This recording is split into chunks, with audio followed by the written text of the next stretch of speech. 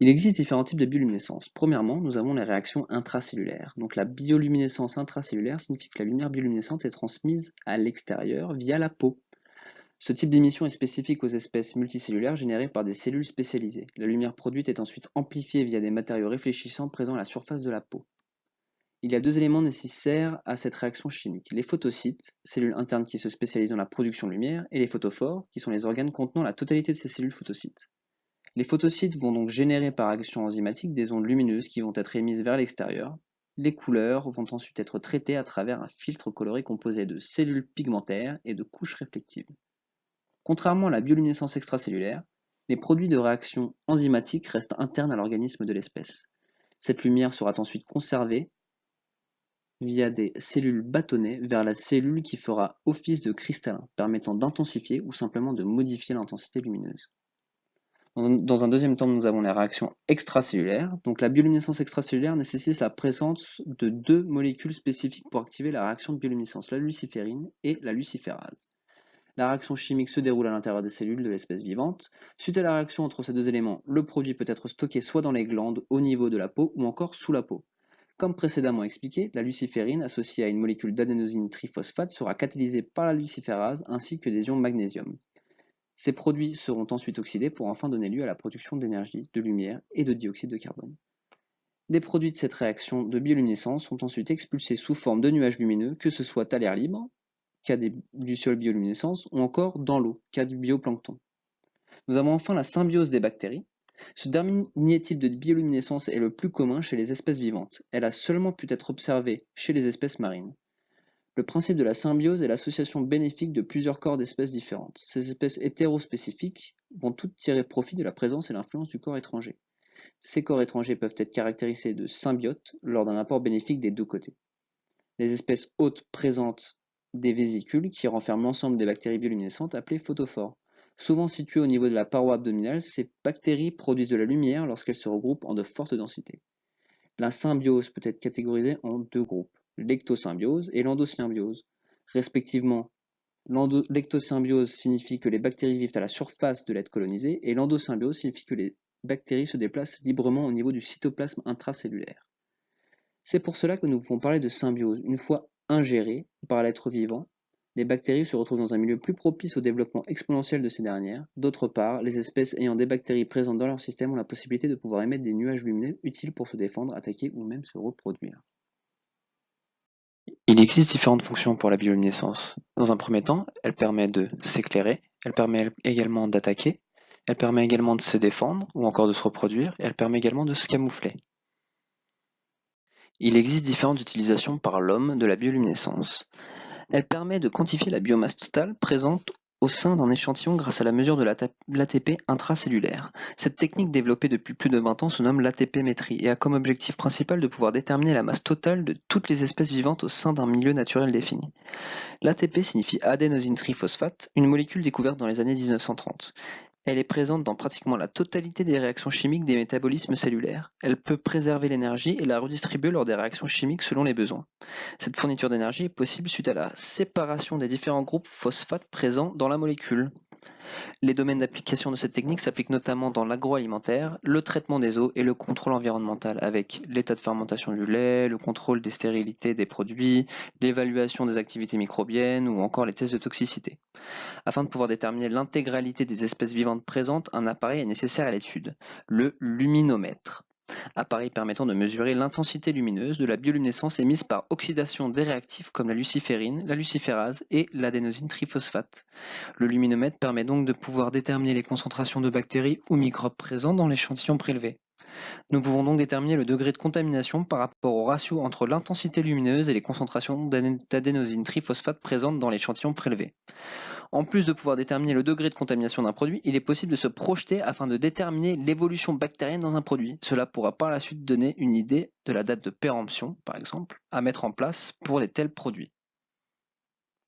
L'imagerie médicale a également utilisé la bioluminescence. Il est possible d'observer le comportement des neurones dans le cerveau d'un individu grâce au principe de bioluminescence. Il s'agit d'utiliser une protéine traceuse nommée GFP qui est sensible à la présence de calcium lors de la présence d'un second réactif, le coélantérazine. La réaction de ces deux éléments, lors d'une variation de concentration de calcium, résulte en l'émission de photons de lumière. Étant donné que cette variation peut être due à l'activité d'un neurone, il est donc possible d'étudier le comportement cérébral d'un individu lors de diverses activités. L'avantage majeur de cette technique est qu'elle est non toxique et permet une observation du réseau neuronal sur plusieurs heures voire plusieurs jours. Cette nouvelle technique permet l'étude des maladies dégénératives et héréditaires telles que Parkinson, Alzheimer ou d'autres encore. Elle permet également d'avoir une meilleure compréhension des effets des substances au niveau cérébral telles que le tabac, l'alcool ou encore le sucre.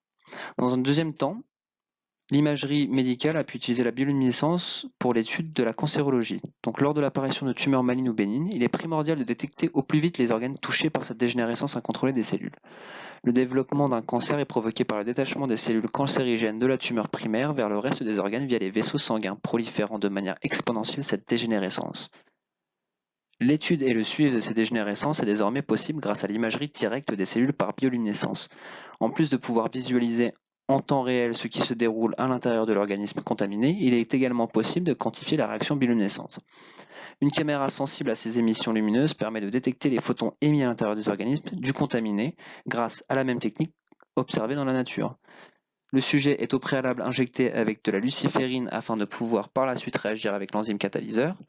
Cet enzyme catalyseur couplé à un gène transfecté permet la réaction avec la protéine de luciférine. La luciférine et les luciférases réagissent comme chez les êtres présentant des formes de bioluminescence extracellulaire, permettant la localisation précise de la tumeur et de son évolution au sein de l'organisme. Enfin, il est donc possible de contrôler l'efficacité des traitements appliqués à ces maladies dégénératives suivant l'évolution de la bioluminescence émise par les cellules contaminées. Parlons maintenant de quelques espèces. Nous savons que certaines crevettes peuvent émettre de la bioluminescence extracellulaire, augmentant leurs chances de survie lors de l'approche d'un prédateur. Lors d'une menace, ce crustacé va expulser un nuage lumineux en direction du prédateur, lui permettant automatiquement de se projeter en direction opposée de son agresseur et permettant également de l'éblouir.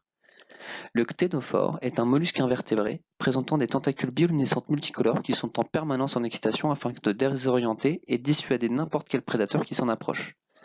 Enfin, la méduse Atolla a la particularité de pouvoir générer des lumières électroluminescentes aux extrémités de ses tentacules.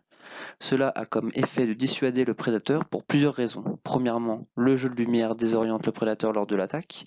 Deuxièmement, cela permet de lui donner un semblant de gigantisme par rapport à sa taille originale. Dans la famille des poissons, nous avons le Myctophidé, communément appelé poisson lanterne, qui attire ses proies grâce à la poche bioluminescente présente à l'extrémité de son antenne. La lumière émise est de couleur bleue, permettant d'être visible sur de plus grandes distances.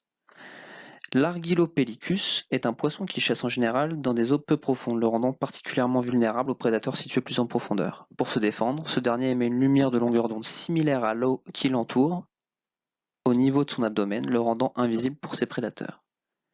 Le poisson lampe-torche a la particularité de pouvoir produire de la lumière au niveau de ses yeux.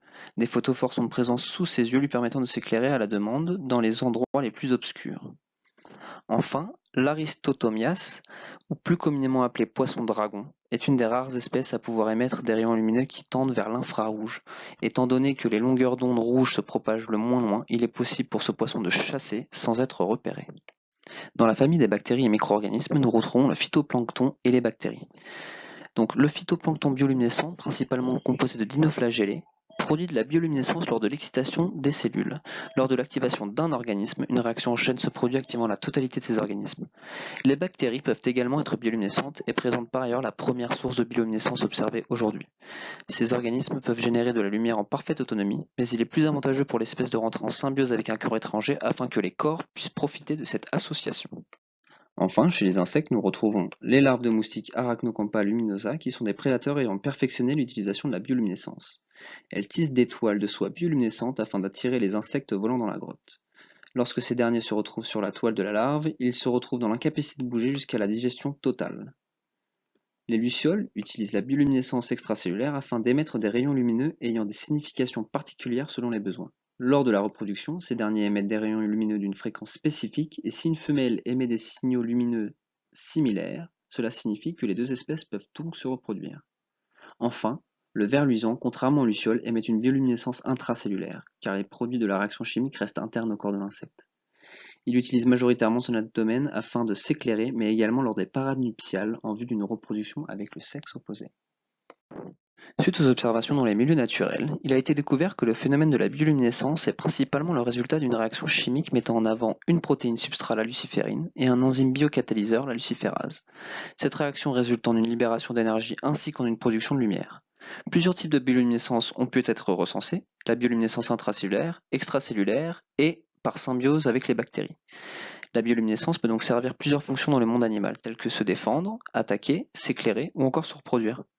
Ces phénomènes ont ensuite pu être adaptés aux besoins de l'homme, notamment avec la mise au point de l'ATP-métrie, permettant de quantifier la biomasse totale d'un échantillon déterminant la toxicité d'un élément. Grâce à l'étude des émissions de photons et de longueurs d'onde différentes, des progrès ont pu voir le jour dans le domaine médical, notamment avec le traitement des cellules cancérigènes et l'étude plus en profondeur du cerveau humain.